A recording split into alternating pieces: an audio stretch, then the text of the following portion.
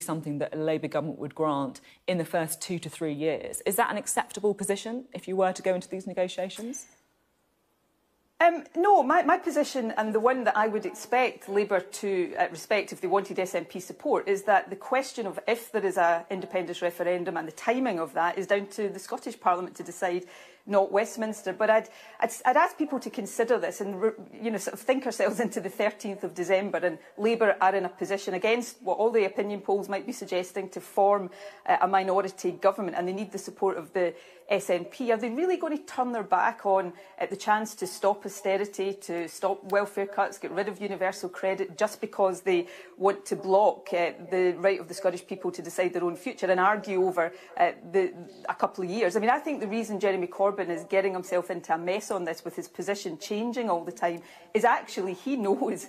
within himself that the only democratically defensible position here is to say, for him, he might oppose independence, he might not want there to be another referendum, but actually it's not for Westminster to decide these things, it's for the Scottish people through their democratically elected Scottish Parliament to decide these things. I think that's the position Jeremy Corbyn knows is right, and I don't think he's going to turn his back on all of these other things he wants to do as with a Labour government, just because he's so determined to block the right of the Scottish Parliament to decide the timing of a referendum.